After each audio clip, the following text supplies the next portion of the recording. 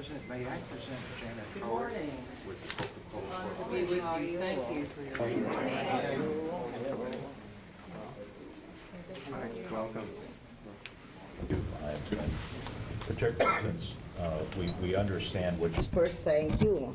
And thank you to all our reliable friends in the U.S. ASEAN Business Council for your support and your hospitality once again. You talked about a grueling trip. So I've just come from the World Economic Forum in Davos, then Italy, then the Middle East, to carry our message that during these times of global economic crisis, we cannot look for solutions that we will later on regret and look backwards as having been foolish. I refer especially to many proposals that we keep hearing about increasing protectionism and isolationism. It's very important for us to remember that countries will not prosper in isolation. We've tried that in the 1930s. It didn't work. It worsened things.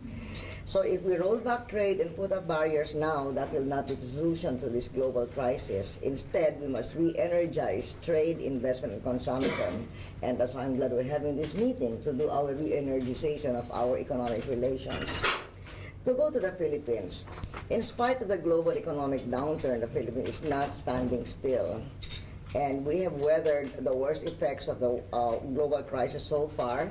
In fact, we're considered an island of stability in the raging stormy seas. And that's not coming from me, that's from Standard & Poor's. According to Fitch, we are reasonably healthy. According to Credit Suisse, our macroeconomic risk is one of the lowest in the equities market. And JP Morgan said that in fact we are inherently strong and potential beneficiary of the world's financial woes. The reason, well, you know the Philippines, and you know that we rebooted our economy several years ago. We took our bitter economic medicine through fundamental reforms by raising taxes, cutting down on smugglers, reforming our tax collection system, and our banking laws. And our reform moves have paid off with revenue for investments in human and physical infrastructure. Well, many of you know the Philippines, so I can point out that it now only takes half an hour by car from Metro Manila to Clark in Pampanga to the North Luzon Expressway. And the next time you go to the Philippines, you can travel from Apari in the northernmost tip of Luzon all the way down to Jolo Island in Mindanao, island hopping on our roll-on, roll-off ferry nautical highway system. And this has cut down a lot on transport costs for our food production from Mindanao to Luzon. And we are likewise investing in unprecedented amounts in education, healthcare, training, and other social services. So as a result of our investment in 2007, our GNP grew by 8%. And now in 2008, even as 2/3 of the world went into recession, we still manage a GNP growth rate of 6%.